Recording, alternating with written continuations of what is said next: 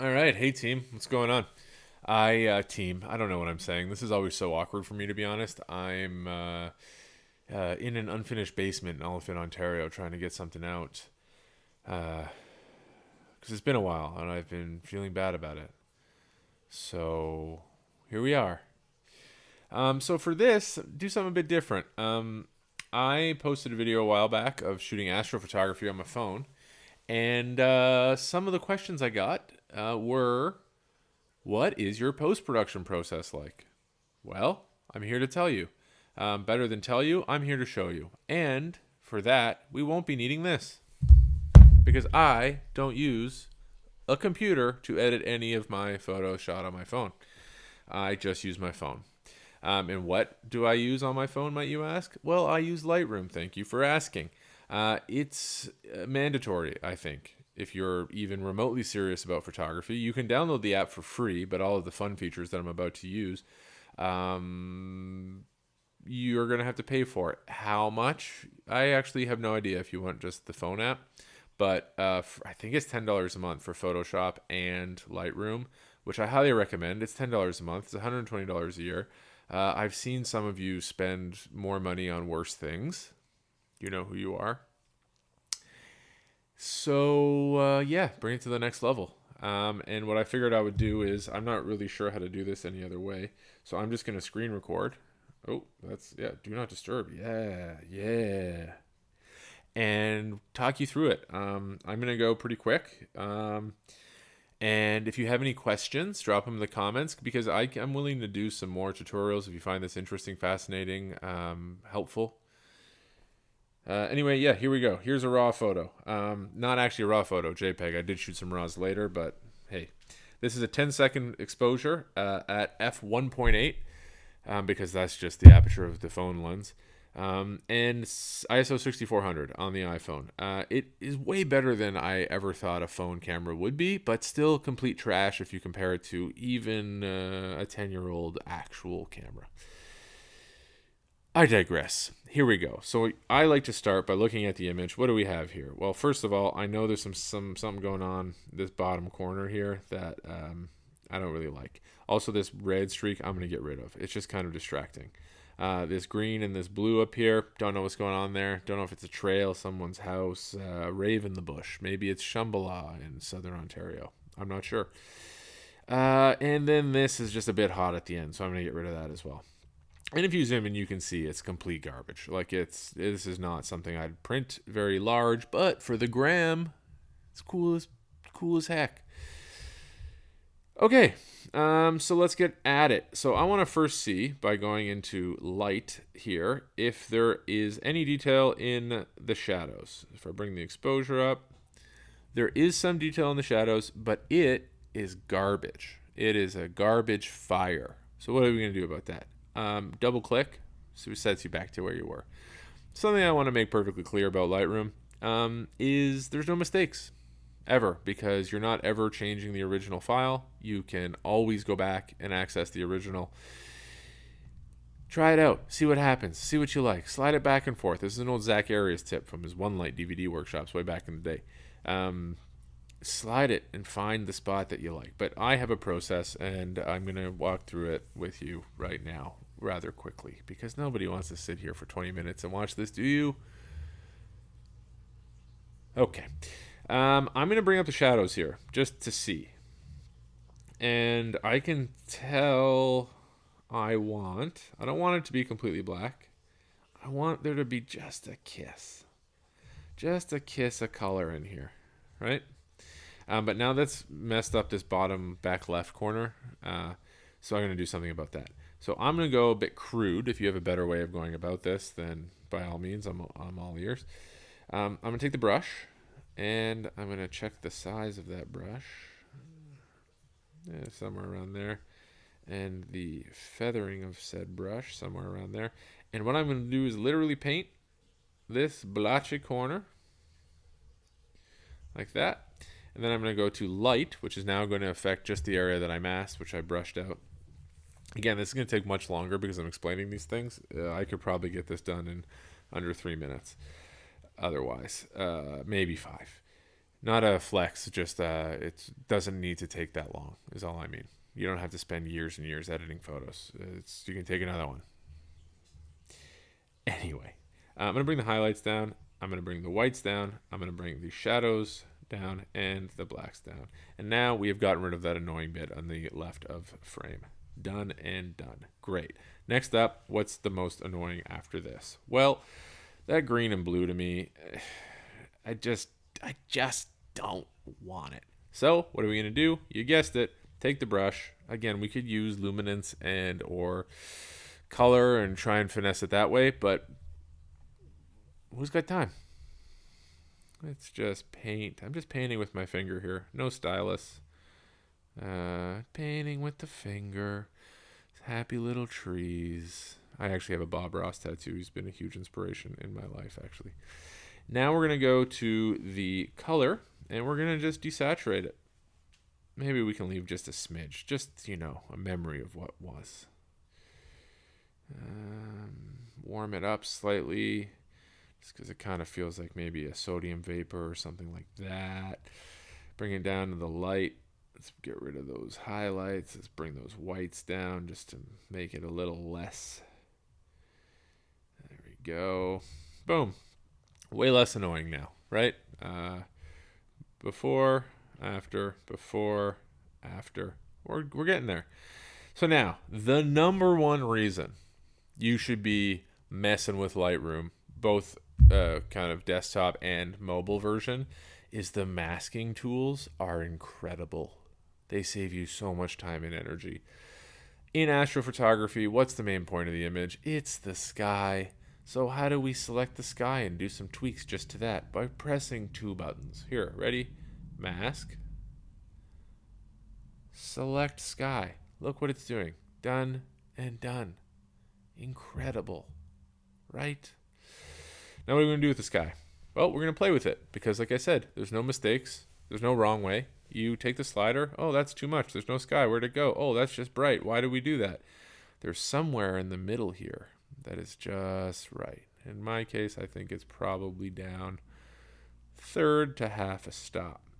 Then we're going to take the contrast. What happens if we go all this way? It looks hazy. Looks less hazy. Somewhere over here, maybe up at 10. There's no right or wrong way. People always ask, can I get your settings or a preset? F presets. Make your own presets. It's not hard. Let's bring these highlights down so we get rid of some of that glow. And in my opinion, this looks way better than this does. You're getting rid of some of that haze in the sky. You're bringing down that glow. But you're like, what about the stars? They're highlights. Well, won't you lose them? There's tricks for this as well. Shadows in the sky. Let's bring the shadows down a bit too. Let's really darken that sky. Make it feel, Make it feel. Bring the whites up a little bit. There's no rhyme or reason. I'm just sliding until it looks like, oh, that looks pretty good to me. Bring these blacks down. Let's get it a bit more moody, shall we? Yes. Next on the list, color. And pretty much every sky photo, I do the same thing. I cool it down somewhat. Just a couple of notches. And I also crank up the magenta slightly. I don't know why. It just feels right. And then saturation, what do you want? It's up to you. This, you could get away with it, but it kind of feels like your mom's editing photos of herself in front of that waterfall in the Dominican, and just really hit that clarity brush a bit hard. And now it's just made of plastic, and she thinks she looks great, but it's not that great. But you put up the photo every time she's around just so she doesn't feel bad about herself like that. You don't want to do that. I mean, you can do that if you want. I don't want to do that. Okay. Now, still affecting just the sky here. Okay, so you don't want to go too crazy because we're going to do some global adjustments later. Global meaning the entire image, not these local, which is just the sky. What happens if we mess with the clarity? I already know the answer to this question, but it's going to go, whoa, look at the stars. So again, it's yours to decide. I like it somewhere, maybe 25%. Okay? Dehaze. This is also a trick of mine. Find the spot you like. In this case, I'm like, say I like it here. Bring it down to 50. It's because you're always a bit wrong, myself included, But but I actually don't like it at 50. I'm going to bring the dehaze only to about 12 and then down to 10. Detail. Optics. None of that's good. So the sky, I think, is in a pretty decent spot there. Okay. Now, the other reason with these auto masks, AI, what have you, is you can click this sky. You can go duplicate and invert mask. Now you're affecting everything but the sky. Incredible. Same thing. Oh, look at that. That looks great, right? Doesn't it? It's so good. So good, these. Just kidding. It's awful. I am going to boost it maybe to 3. Okay? Bring up that contrast a bit. Highlights. Bring up the highlights just in the water so it feels a bit, I don't know. I just kind of like it. And that's the other thing here, folks. Do what you like. It's only for you. It doesn't matter. It doesn't matter. And the color. What are we going to do here? I'm going to desaturate it a little. And you know what I'm going to do here? Because we're getting crazy. We're just getting crazy here. I'm going to warm up that water a bit. Right? I don't know. You might be looking at this and go, Adam, that looks disgusting. Why would you do that? Because it feels right and I like it. Maybe just to there. Do we need magenta? No. Let's go the opposite direction. Let's add a bit of green. Why, might you ask? Because green and magenta, complementary opposing colors on the color wheel. Same thing with warm, yellow, and cold, blue. So if you have some of these competing things in your photo, it can make it more interesting to people who find that interesting. Okay, that's where we're going to end that. Now we're going to take the effects. We're going to boost the clarity, which is essentially mid-tone contrast. Contrast with just the mid-tones of your image. Just to say, give that a bit of pop. Dehaze, just maybe at like 2. Okay, great.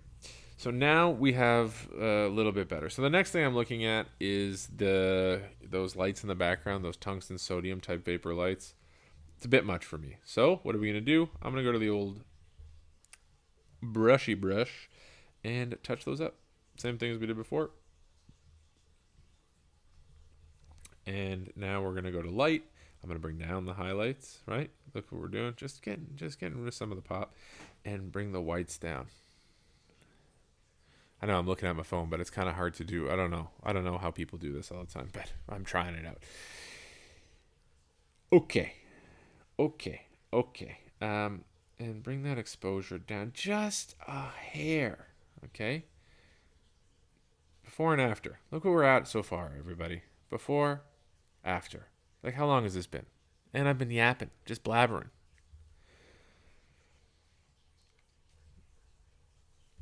Okay, so now the bottom corner here, there's a shadow that's a bit dirty. Down here, bottom right corner. So we're going to get rid of that. How are we going to get rid of that? Same way we got rid of the other one. Brush.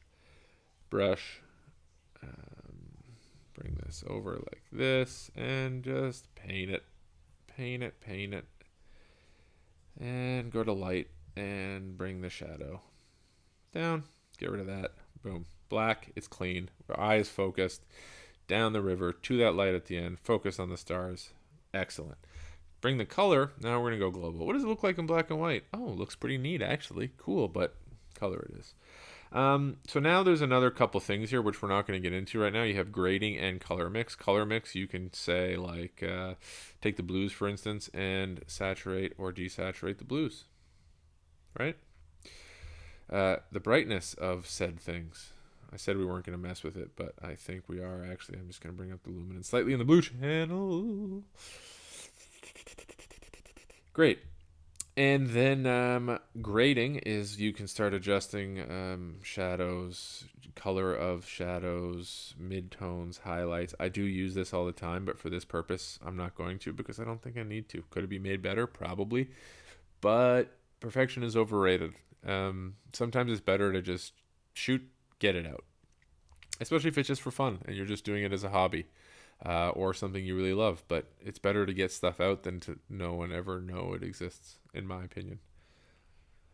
Let's check the effects here. So now we're going to go global clarity, maybe just a bit more. And again, it's this clarity brush, you can jack it up, but then it starts to get wild. And same with the other direction. This is usually the direction of your mom's portraits. Don't do that. Detail is okay. Dehaze the whole unit.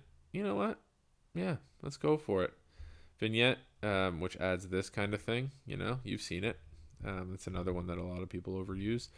One thing I do, though, on almost every photo I have is add grain. That sounds counterintuitive, but I find it just smooths things out, makes it feel a bit more organic. Detail. If you click the image and then slide the masking, you'll see where it's sharpening. If you leave it like this, the whole thing is gonna be digitally sharpened mush. But if you slide it over and start masking more of it, you'll pick just the areas. And eventually you'll get a feel for this as to where you want it. Optics, that's just fixed kind of like barrel distortion and various other hiccups with your lens. And I mean, yeah, that's pretty good, to be honest. There's some more that we could do to it, but overall, before, after, pretty big improvement. You can do this with any number of things, any number of photos. If there's any other tools specifically that you'd like to see and learn more about, let me know. Drop me in the comment. I will show you the way, or at least the way that I've been doing it, which is almost certainly not the correct way.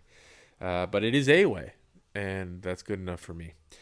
All right, thanks for watching. And yeah, be cool, man. Make art. Go shoot. Do it now. Go take a photo. Do it.